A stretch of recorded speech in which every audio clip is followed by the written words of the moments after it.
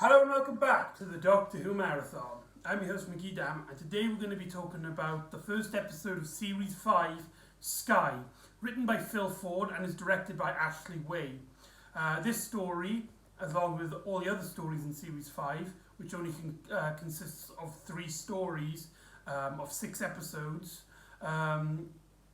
was produced during Series 4 because luckily they were above schedule, so they actually had time to film a few stories from Series 5, which means that they had a few episodes aired, a few episodes filmed for Series 5 before the passing of Elizabeth Sladen back in 2011, which means that this series is the last series of Sarah Jane Adventures, which is extraordinarily sad. And Elizabeth Sladen was an icon for not only children but through many people's childhood, including my own, who had watched Elizabeth Sladen portray the character in the classic series, only to see her return onto our televisions back in 2006 in the episode School Reunion,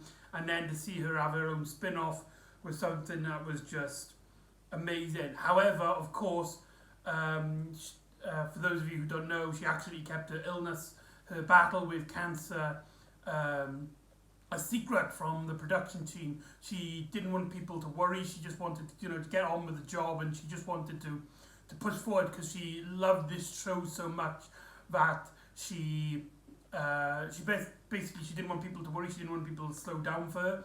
So she basically essentially just pushed on, and what that means is that Series 5 was actually supposed to be a start of a new era for the show after the last episode aired, the last episode of Series 4, which tragically was called Goodbye Sarah Jane Smith, which was the last episode that aired when she was alive. Series 5 was then supposed to be like this new era of the show where we get introduced to a new character, a new era of the show, a new companion, shall we say, for Sarah Jane. But sadly, that wasn't meant to be it. With this new character only really having 3 stories to her name in line televised Doctor Who. So maybe there's novels and audiobooks. But yeah, so this story doesn't have any acknowledgement of real life events. This story had no idea that it couldn't have predicted what had happened, and treats Sarah Jane as if it was going to continue on forever with more things plot up. This story sets up plot lines which would continue on throughout the series, only for them to not get any answers and puts this series in a kind of awkward position. However, of course, due to real life events, you couldn't help that. You couldn't. Those kind of plans, sadly, were sidelined for a much real life event, a real life sad passing of such a fantastic, not only an actress but a fantastic person. So yeah, it's supposed to be a brand new era of the series, but didn't look up. Sorry if I look homeless, by the way. I don't know what's the matter with me. My hair's all blah blah blah. I don't know. I'm just really, I'm losing it. I've been talking about Doctor Who for almost 2 years now. Of course, I'm lost it. It'll be more than 2 years by the time you'll be watching this. But anyway, so the story starts off, and we have this really cool introduction into the story. This story actually has a few ties, a few references to the sci-fi franchise Terminator, out of all things. The scene in which the homeless man sees this, sees like some sort of explosion, some sort of this event, and coming from it unharmed is this metal man, which is known here as the metal kind. There's two races. We'll get onto actually later on, but there's this man made of metal who is after something, and Sarah Jane, at times, there's a scene where Sarah Jane, she's talking to Luke on the computer with Rani and Clive, and they're talking about just fun like music stuff, which Clive just doesn't believe, because Luke is this logical person. He doesn't talk about like music and stuff. But Luke has to go because he's in a rush. He's talking to his friend at the university, and as soon as Luke ends the call, Rani and Clyde, it's like, right, okay, we gotta go. And Sarah Jane, you get this feeling that Sarah Jane is, despite having all of these friends, all of these companions, and having a family with Luke, she still kind of feels lonely. And this seems to be a trend with the series. This series is about battling loneliness. In most of the Sarah Jane Adventure episodes, Sarah Jane is cut off. She feels isolated, and even though she does have a family with her, and the stories are always about like her branching out to her family and trying to connect to them, usually the trouble starts from, or at least one of the dilemmas is that she's isolated. She is she doesn't connect as much to people as she would like to be. And when Clive and Rani kind of walks off, you kind of get this impression, due to the acting of Elizabeth Sladen, that she's kind of like, oh, it's ending so soon, but I was just enjoying myself, and Luke, we're talking to Luke, and he's just suddenly busy. I have a son, and now he doesn't want me in some regard. However, in the middle of the night, somebody starts knocking the door, and she's just like, what the hell's going on? It's Sunday. What can be so important to interrupt sleep on a Monday? And Sunday, and she walks down her stairs. She opens the door, only to find a cradle and a baby left at her doorstep. What? And she takes the baby in and tries to comfort it, and it's just like, what kind of person would leave a baby outside a stranger's door? It's very unusual. Only for the baby to start crying, and its crying actually sets off an EMP, an electrical impulse, which disrupts any electricals nearby. It actually just bursts the lights in Ronnie's house, and it's that information that basically concludes this baby isn't exactly a human baby. This is an alien baby. And the scene then cuts with Rani waking up. She gets a message from, I believe it's Luke. She says it's Luke, but I don't remember Luke's name appearing on the phone. Just Sarah Jane, come quickly. And so she runs to Sarah Jane, and she sees Sarah Jane with the baby, and she's just like, "Aw." And Clive runs in with a bunch of nappies. It's like, I don't know why you asked me for nappies, and then he sees the baby and is just like, right, I see now why. That makes a lot more sense. Actually, no, it doesn't. Why do you have a baby? What's going on? And part of then the story is, who's this baby? Who's its mother? We need to get it back to its owner, and not only that, we need to protect it, because clearly the baby coming here, an alien baby coming here, is no accident. Somebody sent it to Sarah Jane to protect the baby, so protect the baby we must. Another, also a reference to the Terminator, is one character, a character by the name of Miss Myers. She teleports by a big sphere energy force, and then she just appears out from it, a similar effect happens in the Terminator series. And we quickly learn that she is the baby's mother, and she is after the baby before the Metal Man arrives. Sarah Jane hears about last night that there is this meteor that hit into this garage, and so she is sent with Ronnie to go and investigate, and we actually get reunited with Professor Rivers. Yes, Professor Rivers from Lost Boy, and what's the one with the haunted house? That one's a really good one. I can't remember the name of that one. That was a really good one. But this would also be Professor Rivers' last appearance in the series. It's also Getty's, Ronnie's mother's last appearance in the series as well. Again, this was not intentional. They were supposed to reappear in the series, but of course, due to tragic events, that wasn't meant to be. And so the story has made the moral dilemma is about this baby and how they basically got to protect it, but also as well it's about Sarah Jane again making more connections. She's connecting with this baby, and at one point Ronnie's mother believes that she's adopted again. She did so much well with Luke, as Ronnie's mother's put it, that she didn't think it was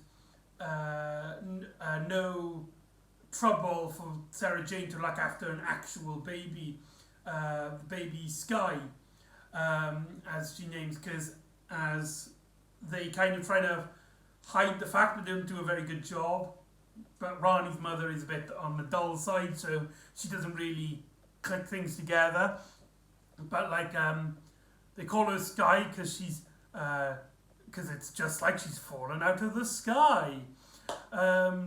So they named her Sky after the sky, and so they need to figure out what's going on.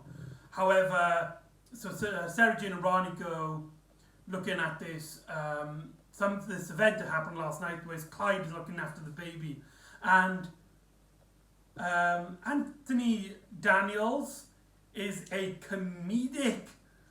He is great at comedic timing. He is a comedic gold. Those scenes where he's trying to keep the kid entertained, but in a way that the baby isn't scared or settled off and to make any noise to burst the set an EMP. Or just comedy gold. To see him, I love that. That there's a little montage where he's like playing around with the sofa, doing the whole going down the stairs. He puts his Mr. This is Mr. Sleeve. And he also tries to tell the baby jokes, which would kind of bite him in the ass later on in the story.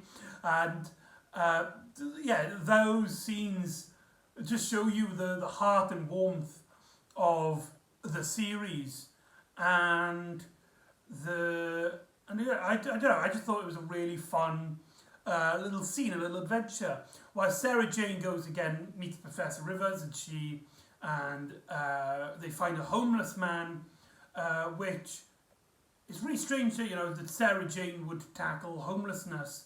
Now, I say tackled like he's just a minor character, but he gets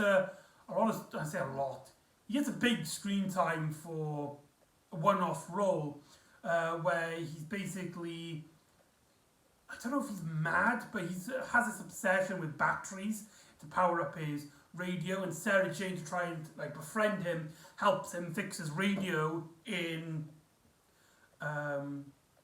exchange for information, where this man basically explains, he's seen a metal man. It's not exactly a robot. He knows what robots look like, but this is a man whose flesh is made out of metal. And so Sarah Jane is puzzled, she's confused by this, and she also learns that this metal man can also turn invisible, and that it can blend in with its surroundings. Again, another reference to the Terminator, which with a big metal man going back in time to kill, not kill someone, but it's after a child specifically, similar to how Terminator 2 was the robots going after the baby, after the child, after the kid in that story, and here it's an actual baby. So the Terminator parallels are very well. However, I feel like Phil Ford's writing is strong enough, but it feels more like a loving tribute to Terminator rather than a rip-off. So yeah, that's just really cool. There's also a lot of scenes with Miss Myers, the mother of the baby, who is this villainous character. She basically sets up her base of operations in a power plant, specifically the West London power station. And I don't know about you people, but I got some serious Hand of Fear vibes. The setting is so well choreographed. Ashley Ways, as I keep stating, like I feel like he's a director that started off doing very good work, but very basic stuff. But the more he directs, the more he gets comfortable with it. And clearly this is some of his best work. There's a lot of ambitious camera angles, especially in the power plant. Maybe because that was, because in this power plant they had enough room to get a lot of great crane angles. We get mount the camera onto a crane and you swoosh it past locations. The story has a great visual style, and the director knows how to make his villains imposing, how to make our characters vulnerable when they want to, how to make the sweet moments sweets. Ashley Way deserves a lot of credit in this story. Very well handled. Clive discovers the flesh-kind man, which I don't think he's actually named, he's just called Flesh-kind, and he gets saved by Miss Myers, and she basically explains that the baby is hers, and she is part of this war. She is actually a Flesh-kind, a species of aliens who are almost identical to humans. However, from her planet is on an orbit with another planet where the species of that planet had evolved in a way where they are actually made of metal, and this race have been at war with each other. They also are an expert of genetically enhancing people, and they genetically enhanced this baby to actually have the sort of a genetic code which would make her a valuable weapon which could actually destroy all flesh-kind, and she could end the war. This baby could end the war at the very moment, with Sarah Jane and Rani basically learning after Mr. Smith tracks down the van using satellites and local cameras to the power plant as they go chasing after him. And then we have, in my opinion, the strangest cliffhanger for the entire Sarah Jane adventures, as the baby's been taken to a power plant and gets closer to the flesh-kind as it comes chasing after her. It's also explained that the baby's power is kind of connected with the flesh-kind. The closer flesh-kind gets to it, the more powerful it becomes. And with the flesh-kind basically in close prosperity and near the power plant, the baby suffers a metamorphosis and transforms into a 12-year-old child. That's the cliffhanger. What? That is such a weird, strange, odd concept. I don't understand. I mean, it's a good, cool plotline, character metamorphosis to grow up a bit older. Given episode 2 a different feel where instead of looking after a baby that can't talk, they can't respond back, now we have experienced a child who is essentially just being created, who's new and can respond to its surroundings, which gives the story a very unique feel in terms of narrative. It still feels like the same story. The storyline still is still going on, which is something we'll talk about later on. But in terms of Sky as a character, she's a completely different character. Of course, for those of you who don't know, Sky would then become the new companion of the series.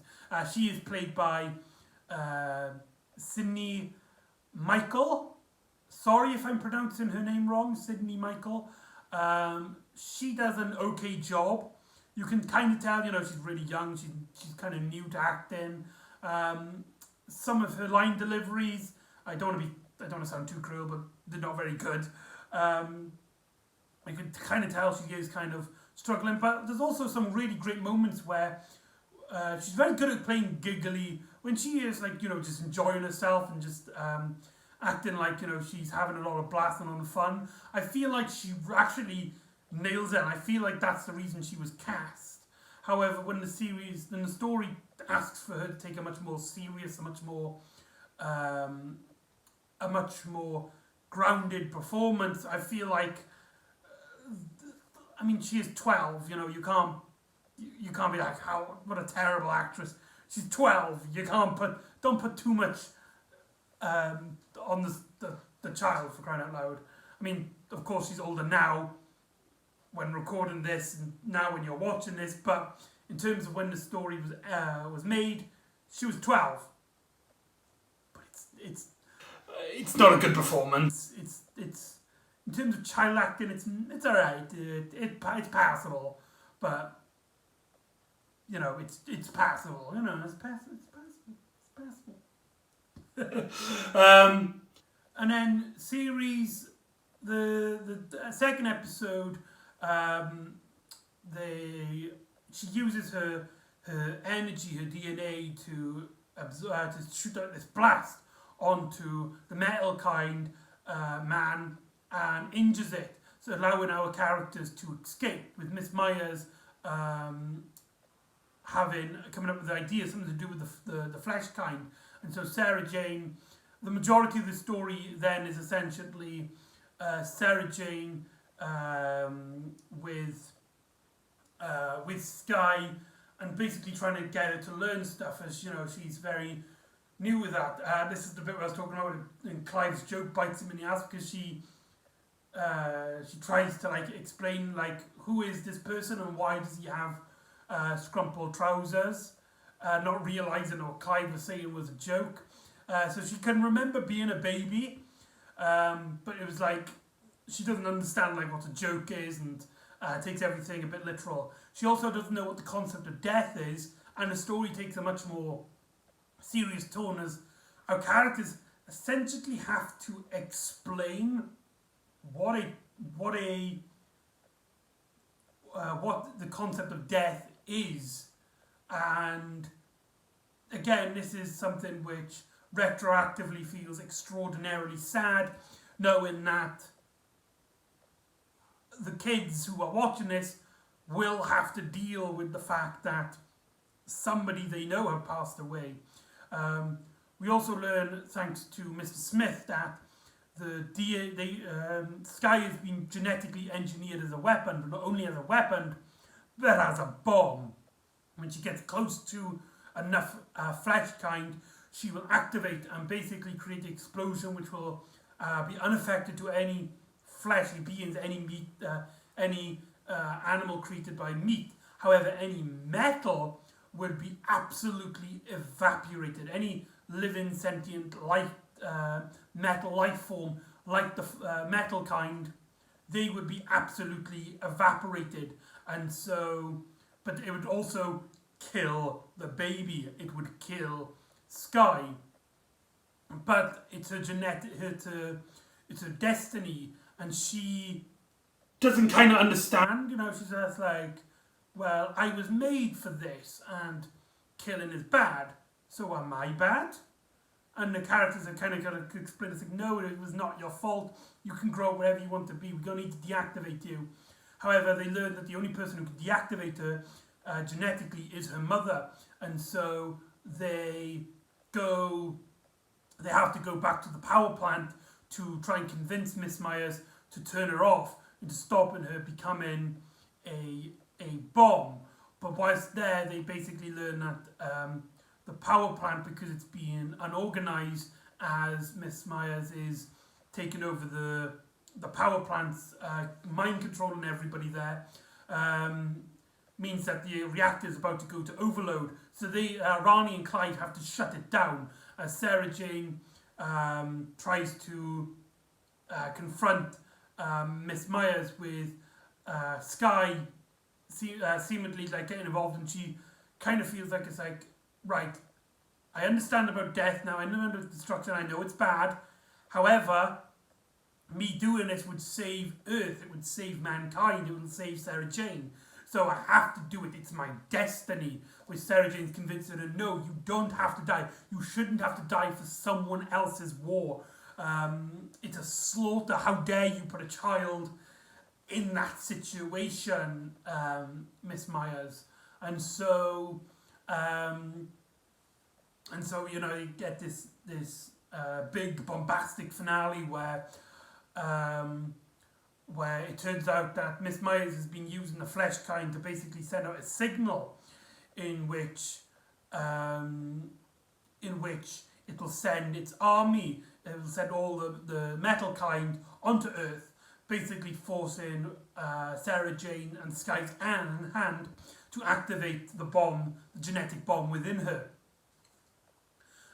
There's also there's a really interesting scene where the flesh kind tries to talk to the camera, talk to Sarah Jane, and explains that the flesh kind actually came to their planet and try to take all the energy out of the orb of their planet, the core of their planet, which would endanger all their species, all of their children, and they are actually a peaceful race that were basically pushed to war because the flesh kind were the full-on evil ones, and the metal kind are actually the kind of good ones. However, Miss Myers essentially states that I've damaged it so much that it's lost its mind, it's gone mad. So was this one? I'm curious. Was this one of the plot lines that was set up? Was this one of the plot lines that stated that? Was this one of Is this one of the plot lines that Sarah Jane would slowly learn throughout the series that the metal kind were actually the good guys, and she would have teamed up with them to destroy Miss Myers? It's a strange little piece of dialogue. It felt like why add it? Why include it? It feels more important than I think. It feels like it's setting up for something. Or just setting up the backstory of this war. I wonder if it sounds like a very similar concept to the two planets in It Takes You Away. It's kind of no, It Takes You Away. Can You Hear Me? So that's pretty interesting. Two planets orbiting around itself. Pretty cool. Pretty interesting stuff. So, yeah, the story ends with Sky using her energy. I don't know, it's about to basically sacrifice herself. But at the same time, Clyde and Rani disactivate the power plant at the exact same moment, discharging her energy, and it is put within Sky, and Sky has this metabolic thing that happens to her, which means that now the genetic enhancements have been evaporated, and she's now a normal child again, and the metal kind grabs onto Miss Myers and sends her back into the portal, sending them back to their respective war and on their respective planets. And so the story ends with Sarah Jane taking Sky home. She basically tells Rani's mother that she's adopted. She's got a new adopted child. Say meet hello to Sky. What about the baby? You know, babies don't grow after a day. No, it turns out the adoption place got the wrong that's the wrong child. It turned out it was supposed to be a teenager and not a baby with the same name. Ha ha ha ha ha! How what a funny mix-up, and Ronnie's parents are just like, what the hell? That's really strange. Doesn't make like a sense, which kind of seems like they're clicking on. One of the things I've really criticised with the Sarah Jane Adventures is the concept of Rani's parents not being involved with the action. And I understand why they did that. You know, it keeps the fun, the interest of, they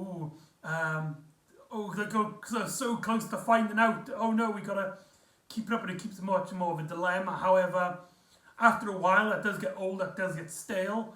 But writers like Phil Ford keep it entertaining by having these funny little silly scenes like this. And when Sky and Sarah Jane go up into the attic again, they get suddenly introduced to a parrot, and we discover the shopkeeper. Yes, the shopkeeper from Lost in Time. He makes a reprise appearance, and essentially we learn that he has something to do with destiny. He can kind of see and predict destinies, and he was the one who put the baby at Sarah Jane's at Sarah Jane's door, and he is the one that put the baby to Sarah Jane and put to them, and to experience them, for Sarah Jane to look after the baby, and the shopkeeper basically explains okay, that's what happened. I'm here to take her away if she so chooses. But Sky basically turns to Sarah Jane and is like, can I stay here? And Sarah Jane looks at her and it's just like, this is your home for as long as you want it to be. And on that note, Sarah Jane has now got not only an adopted son, but an adopted daughter. Luke has a sister, which is really strange how in this story they don't meet, they don't interact. Luke has no idea about this. That will be funny looking into later episodes. So that will be interesting. If I don't know if that is an episode which didn't get made, but yeah, that's kind of interesting. And so that is Sky, the first episode in the trilogy of stories that make up series 5. Overall, this story it's good. I really enjoyed it. I know that a lot of people weren't too keen on this. From what I can gather, I just remembered I didn't actually talk about the general consensus, which is what I usually do at the start of the story. I've heard a lot of people aren't too keen on this story. However, I found it a lot of blast. I feel like it tackles the idea of Sarah Jane, how she's this lonely, very timid, not timid, but in terms of her interaction with people, she doesn't interact with people because of her lifestyle, and it's up to the family, the Bannerman Road group to connect with her. I feel like this puts that at the heart of it, and it does have a very good story to tell with it. There's also some really fun moments, really fun action pieces. Ashley Wade's directing is phenomenal. Phil Ford gets some really great scenes, great fun moments. It's mainly fun. It's nothing too deep, even though there are some really great moments here. Yeah, honestly, I don't see what the problem is. I really enjoyed this story. I had a lot of blast. It did feel like a new era of the show, which I guess retroactively is a disappointment, because these plot lines, these like what the shopkeeper wanted with Sky, the whole thing with the flesh kind, the metal kind. They sadly will not go anywhere because the series ended abruptly.